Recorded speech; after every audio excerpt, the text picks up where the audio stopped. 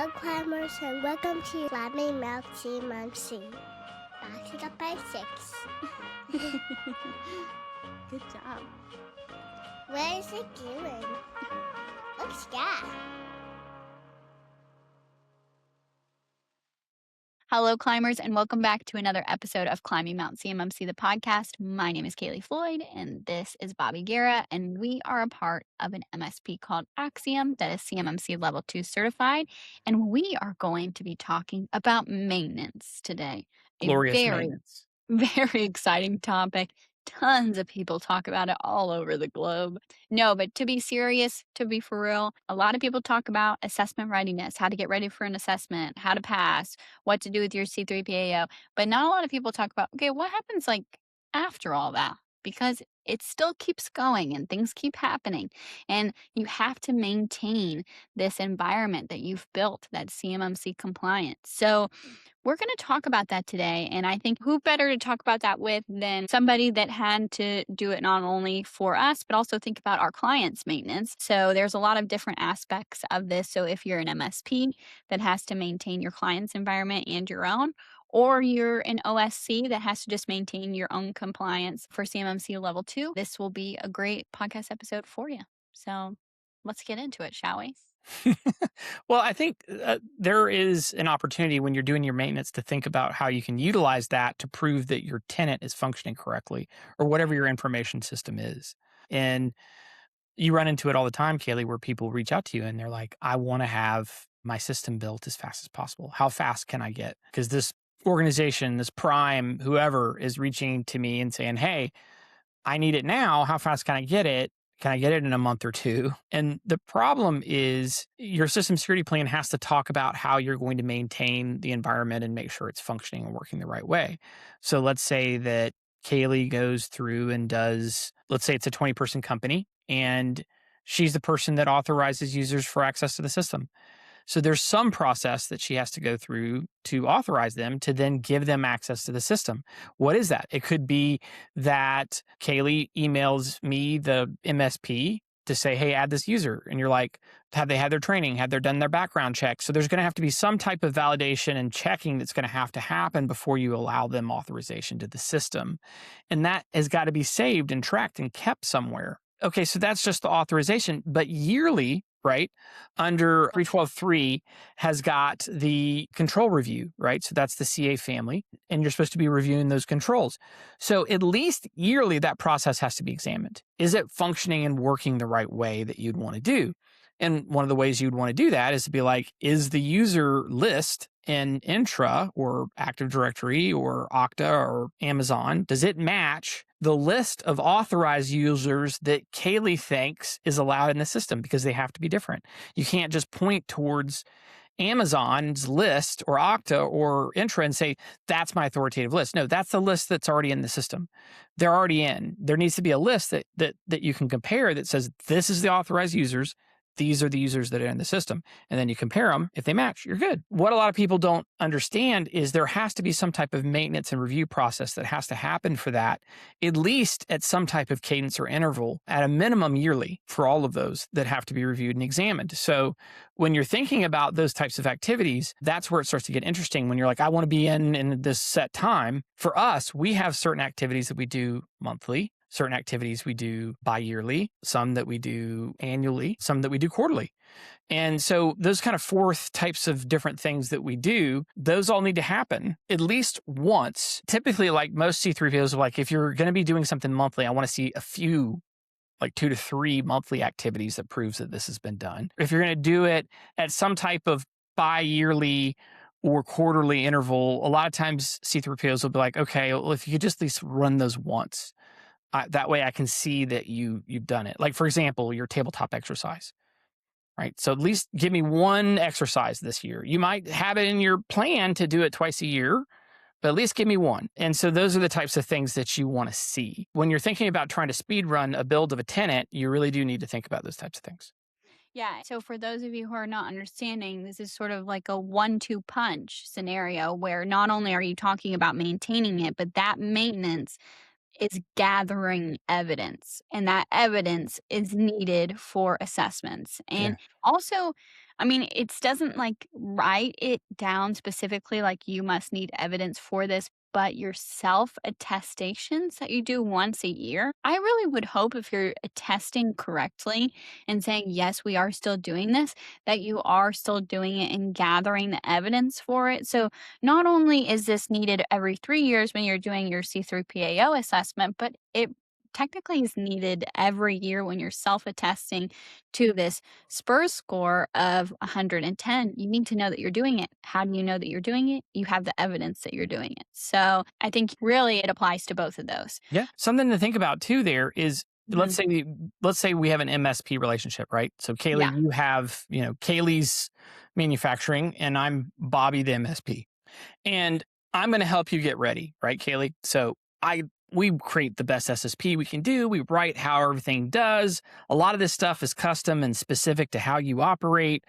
I go ahead and write a lot of stuff down about how you do it, about how you authorize users, you do background checks, you do all these different things for adding users, and that you wipe devices and you're cleaning because you print CUI. And let's say you say, Bobby, I'm destroying it the right way. I'm wiping it off the thumb drives. I'm cleaning off the machines when we're done with it and we recycle them. All of those types of activities. Oh, yeah.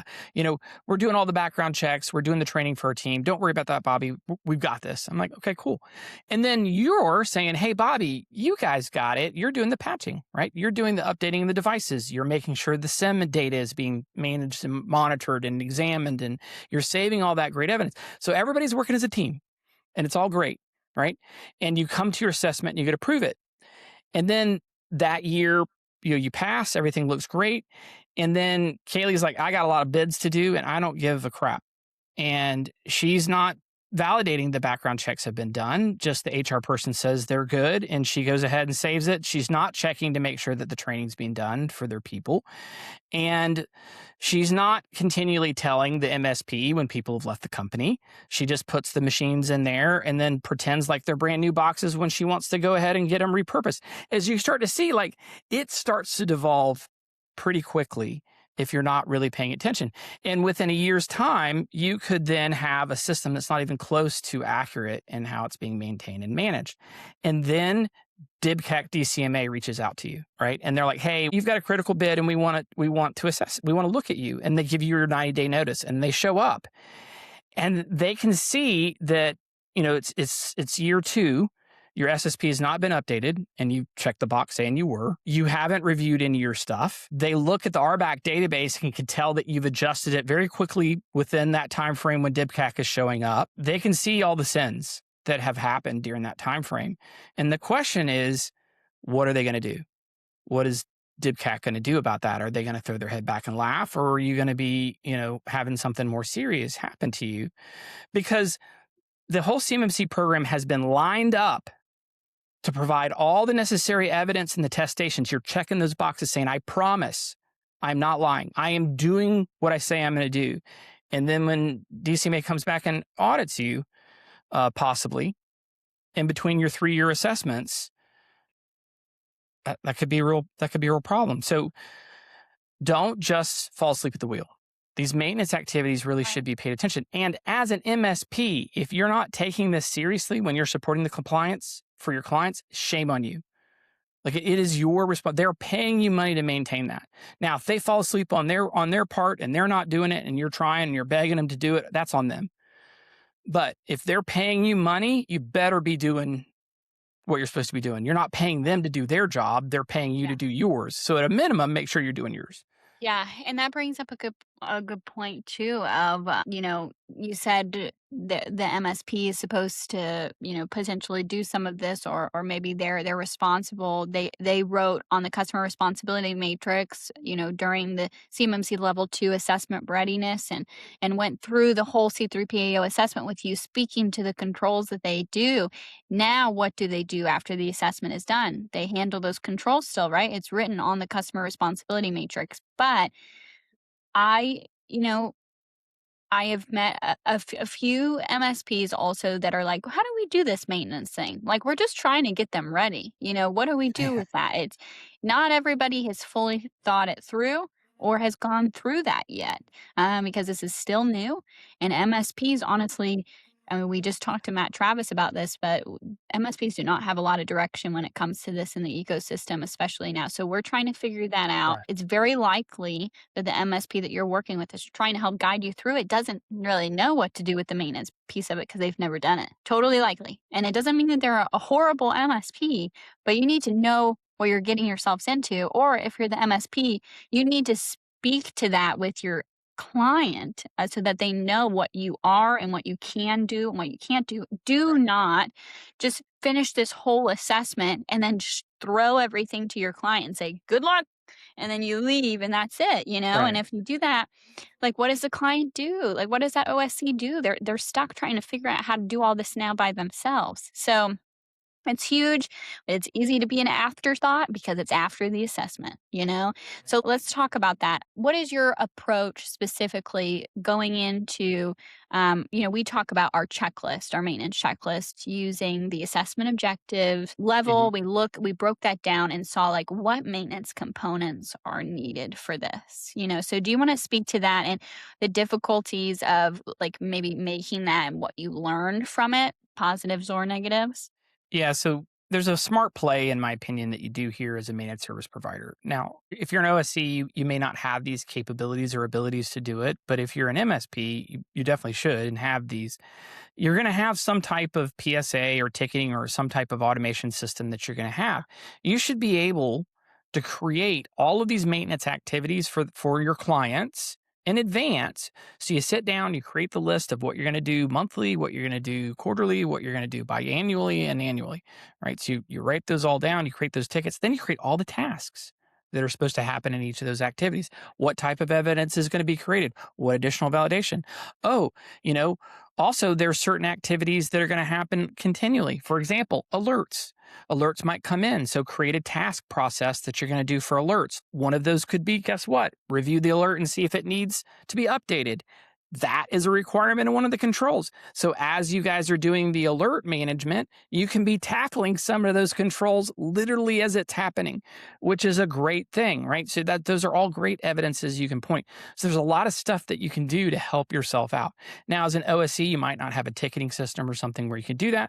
There's lots of things like Monday.com or other types of activities or systems that can create some schedules or activities that you can do. They can do it. You can do calendar type things. You can just do an Excel spreadsheet and have those maintenance activities done. There's lots of ways that you could try to have those types of documented activity. Now, if you're using a cloud solution, obviously you don't want to save that data in there, but you can use it to help you track some of those things. Because if you start saving the types of data, you could be walking in some possible issues that you got to worry about. Like if you're taking screenshots of stuff, like what is it? And you got to think about whether it's FedRAMP and whether it would need to be. That's a completely different conversation.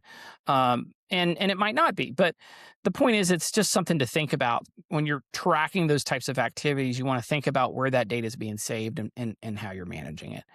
And so that's the way that I would do it. Let's talk more specifics too and some examples that you feel like would be good for, I mean, like if you were starting off, doing this, Yeah. what you would want to hear. So for me, the first one that is probably one of the biggest challenges for a managed service provider or anyone that's having to do with this is the patching and vulnerability, because they work hand in hand.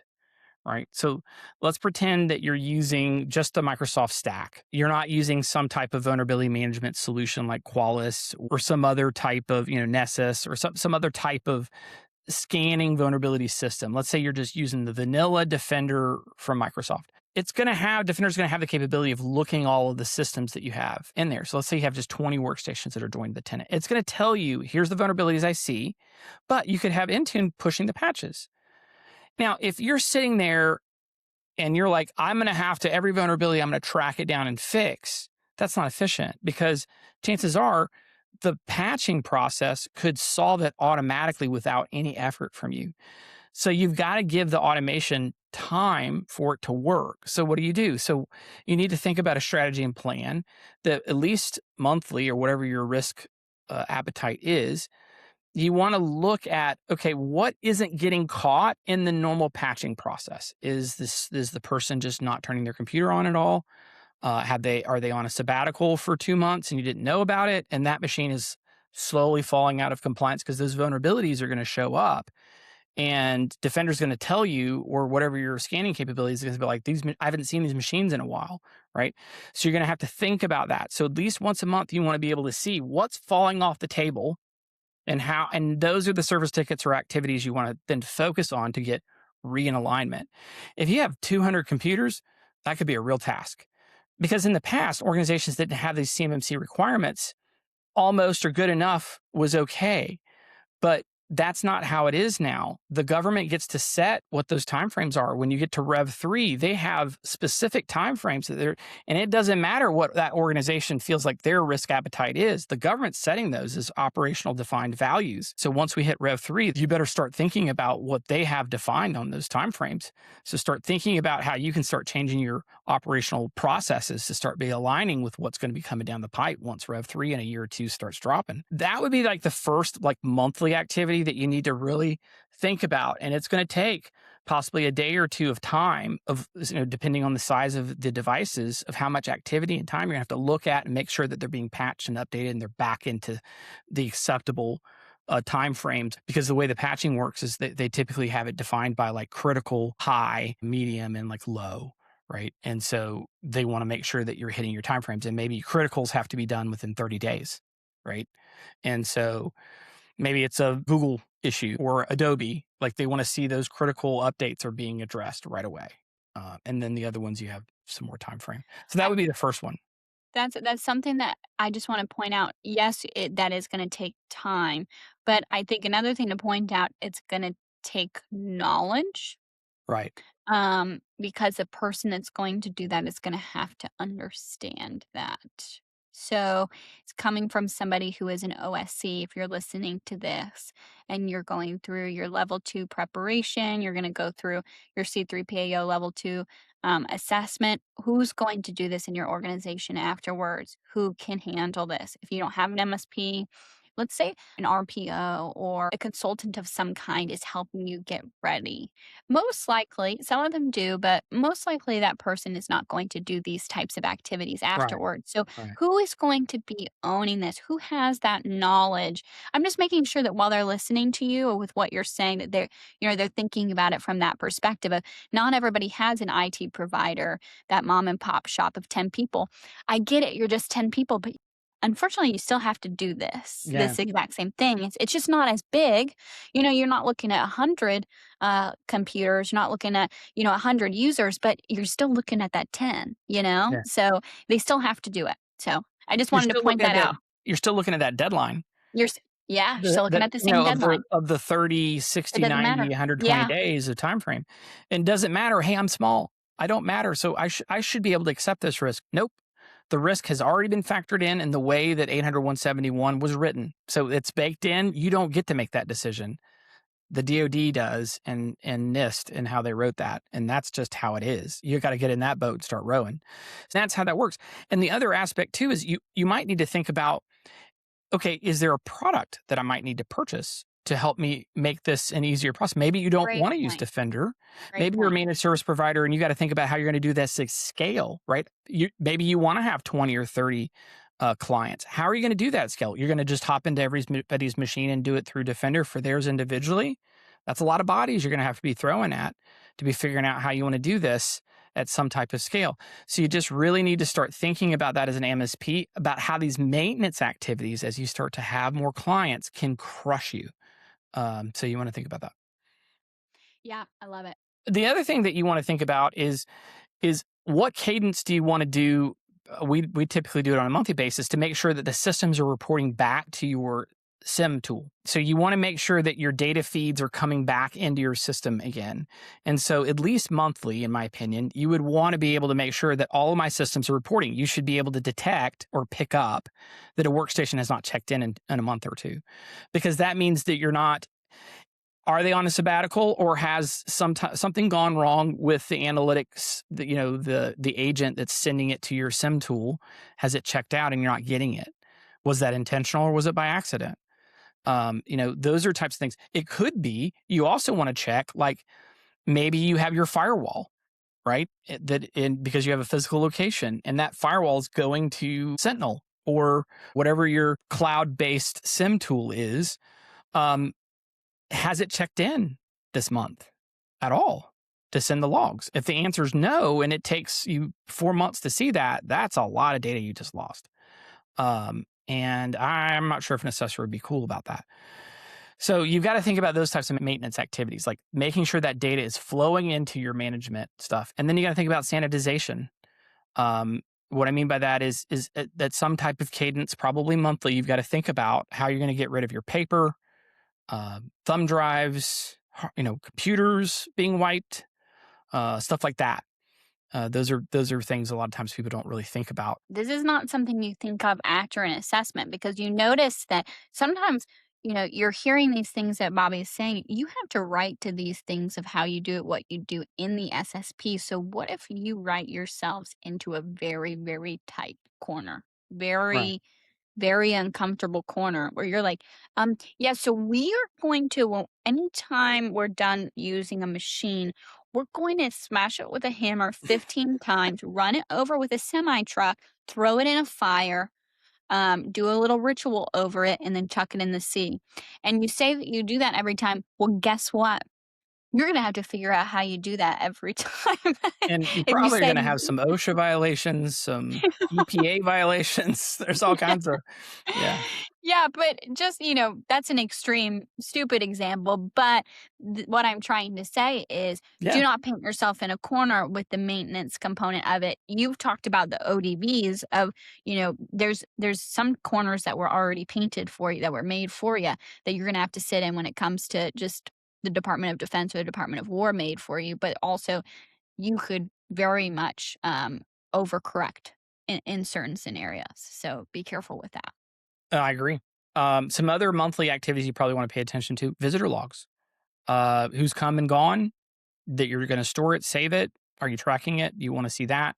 Some other ones that are good to track is going to be, this one is sinister, your allow listing. So you're going to have application allow listing that is going to possibly be catching stuff. And in theory, new software and other components should only add new items that you're going to have to add to your allow list. What do I mean by that? So in the CM domain, there is a requirement that says that you have to have some type of application that is policing the ability of apps to function and run unless it's on your allow list. Okay. And so the way that you create that list is, it could be like Threat Locker, for example, or the airlock, some other type of application allow listing program to do that. But monthly, you're going to have to continually check. You're like, wait a minute, Bobby, that should only happen when you're going to do a change. Well, there's this little thing that we were just talking about maintenance, and updates are going to happen, and things are going to do, and new DLLs are going to happen. And that crap just causes chaos for those types of apps all the time. So each month you're gonna have to get in there and poke and prod and make sure that thing's behaving the way it's supposed to, so that things aren't breaking. That you're gonna have to make sure the patches are behaving the way. So there's some type of maintenance process you're probably gonna have to go through to double check that. It can also be a great way for you to identify apps that somehow got on there that they shouldn't have been. And now you're like, okay, how did it get there? I see that my application allow listing blocked it. We need to have a talk, right? Yeah, spoiler alert, technology sometimes does crazy things and stupid things, or things you would not expect. And so no matter if you put a rule for something, or you just checked it a few days ago, or why would this Windows update all of a sudden download these random things onto my device without me knowing? Well, Right.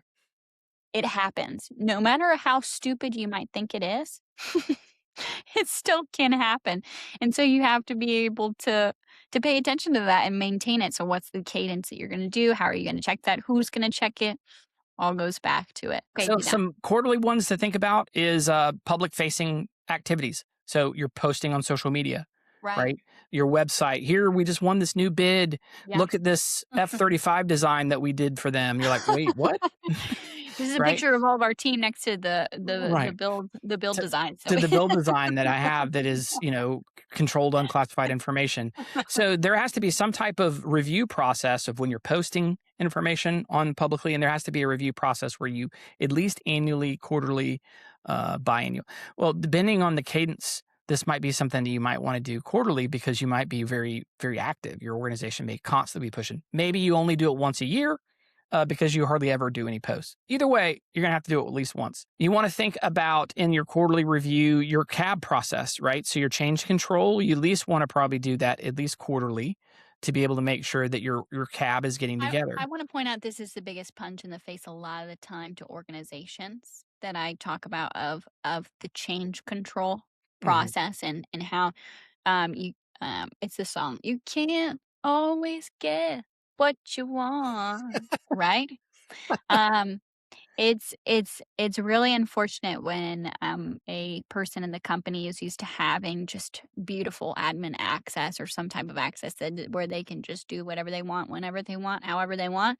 And then the change requests come in, the change approval process comes in, and you realize, hold on a second, I can't do this anymore. And I have to have a board that checks out these things, that reviews them. This is no matter how much you love your MSP, no matter how much you love your consultant, they cannot just wash this away from you. You are still the company. So Yep. you can't get away from this. You got to do it. Yeah. You got to do it. And when I first started doing it, like CAB, I was like, oh, I hate this. But now I've grown to appreciate it. It really helps the Tell organization Adam that. communicate. I'm going to cut that for Adam. Yeah, He's gonna don't let cry. him know that. He's going to cry that you said that. But yeah, it's helpful. I feel like. Yeah. So another biannual one that would be good, and you might even want to do it quarterly, is just reviewing. Yeah. And some organizations would probably even do these activities monthly. Would be reviewing your hardware inventory and your authorized user list just to make sure that they're accurate. You could do it not as often as quarterly. It just depends on the size of the organization, the maturity of your automation, and how you do your validation. But at least you have to be thinking about it because it's going to drift. The users that are authorized in the system versus your list, as much as you try, the human factor just freaking finds a way. Kind of like, what is it? Jurassic Park, life finds a way. Like our humanity will find a way to frick it up. We do. We're just really great at screwing up systems. You know, you have that nice cabling system that you paid all this money to, all the cables come from the switch, and you come back in 2 months and that stuff looks like spaghetti. You know, just So you want to think about that. That's like for me, my mom experience personally is just no matter how many times I clean the playroom every day, the next day it's an absolute tornado. I mean, I try to clean it, try to keep it clean, put away the toys. It don't matter. Doesn't matter. And I try to clean those toys, you know, because kids put stuff in their mouths. I put it back. I clean them off so that nobody gets sick. Sure enough, chucks it in their nose, throws it in their mouth. They get sick anyway. Doesn't matter. No matter how much you try. Embrace the suck. Embrace the suck. That's right. Rights, permissions on folders, SharePoint libraries. You're going to check those monthly, quarterly? Yes. I don't know if you're aware about SharePoint, but that junk gets messy. The permission rights of that can get so messy so fast. You can't just go like, okay, I did it. I set up my SharePoint site and I walk away. And then that's how it is. Somebody with a click of a button could change dramatically the access to a folder, a site itself, a user access. Yeah, that crap can get messy real fast. So your baselines of your systems, you want to check those. Your security baselines of how you do it. Your baseline build processes, you want to check those at least annually, if not quarterly or biannually. That is a requirement. That's an ODB, right? For Rev 3 even, too. I can't remember, but it's definitely something you're going to have to do at least annually at a minimum. So you've got to look at those types of things. Also, at least annually, you're going to have to look at all your policies and your procedures to make sure that you feel like they are still adequate and sufficient. Your system security plan at least needs to get a yearly date stamp that's like, I reviewed it, everything looks good, put your date, time, name, execute, the authorized person. Then you can maybe make a tweak or two. And then if you get assessed or they look at it, you're like, oh yeah, I can see he's evolved his SSP at least yearly and looked at stuff and made some changes. And that type of stuff you want to make sure is happening. Now, for large organizations, they're probably making changes constantly. We, as an organization, as an MSP, like weekly, we're changing some of the things or processes or tweaks that we're doing and how we're doing it. So it's constantly getting updated and evolved as we go to do it. It's a very challenging process for us, but every organization is different in how they do that. So you got to make sure you're doing those controls and those reviews, tabletop exercises, your risk review, you got to checking your risk register. Those have to be at least done annually. Your training, right? Your people that are being trained, you got to look and make sure that those are happening. Because if you're not doing your training, then your team's going to fall behind, and that's one that's kind of quiet, Yeah. like Yeah. quiet quitting. Is that what they call it? I mean, like that can really get you, Right. where you're not doing your training. Well, and it's not even it could get you on reoccurring training for the team that you have, but I'm sure you're onboarding somebody, you're Right. hiring people.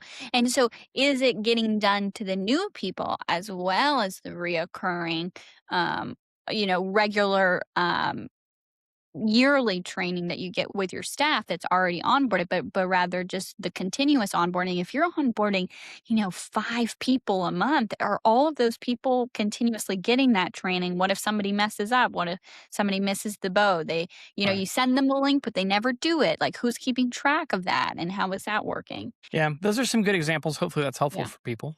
I mean, I think it was, and I feel like, I have to say, just the grand scheme of things, when you're hearing this, I'm sure as an MSP, if you're trying to do this at scale, you're already seeing, oh, do you see how hard this is? I feel like it would be wrong of me to not share. You can already start seeing this overarching theme of if you're trying to do this at scale as an MSP, how these simple, or I mean, in my opinion, it wouldn't be simple, but these tasks that you just start to just list off and you're like, oh, yeah, I got to remember to do that. Oh, yeah, I got to do that. Well, if you're in charge of it for a company or multiple companies, that's multiple tasks. That's multiple things you have to do quarterly. That's multiple things you have to do biannually. You notice that it starts to add up. It starts to add up. And so you just have to be prepared for that. So, you know, that's something that, Bobby, I'm sure you could speak to, with having to think about not only having to do that for ourselves, but also for you in that type of cadence as well. So, Yeah, yeah. that's the quiet challenge I think that MSPs face is when you start onboarding more and more of the clients, the responsibilities of those maintenance activities. If you're doing 60 to 70% of those for the client, which most MSPs, if they're really going full at it, could probably do, like they could absorb those responsibilities. Not saying that they want to or they, but like they're capable of doing it, right? It's within their possibility of doing. They may put a wall there and say, I'm not going to do that. I'm going to let the organization that we're supporting, they'll be responsible for that. And that's where that shared responsibility between them has to be carved out. But that can bury you if you're not thinking about it as you're starting to scale. That's why we typically say MSPs need to try to understand what boat they're going to be in. Are we going to support a few clients? Or are we going to try to build something that's going to scale and support multiple people? And both are fine, but you can't be one and the other. Like you've got to really think about that. So as you're coming up with your solution, if you're doing it not at scale, then maybe you could just do Defender for them and some other individual components and support them, get them where they're not, and you're great. And it's, occasional maintenance activities you're trying to do, and that'd be fine. But if you're doing 20, you're doing 30, you're going to have to think about something about how you're going to attack these because you can't just keep throwing infinite bodies at it. And that's something to think about when you're also picking MSPs. And you want to know what organization are you working with? Are Right. they going to be just Right. supporting a few CMMC clients? Or are they going to be trying to do this at scale? That's a good question if you're trying to pick one to ask. That's a great question. I mean, yeah, are you just a one-off, or Yeah. is it a scalable process that they do regularly? So, yeah, I love that. Well, I hope this was beneficial to you guys, OSCs listening to this, also MSPs listening to this, of just the perspective of, hey guys, this is not just the future, this is the now. You have to prepare for this. It's not pretend. It's not something that, oh yeah, we'll figure that out later. It's very real. It's a challenge, and it can be quite difficult for you. But if you prepare, it can be a simplistic, process that your team continues to do and monitors. So just make sure to think about this, whether you're somebody who is preparing for an assessment right now, or you haven't started your journey yet. that's a great opportunity to write your SSP in such a way that you're thinking about it. So if you have any questions or thoughts or ideas, please make sure to comment them below or message us on LinkedIn. We'd love to talk with you about it. Also, too, every Thursday we post a new video, so please make sure to tune in every Thursday for a new episode. We hope you guys enjoyed today's episode about maintenance. Remember, guys, as always, to keep on climbing. We'll see you next week. Bye.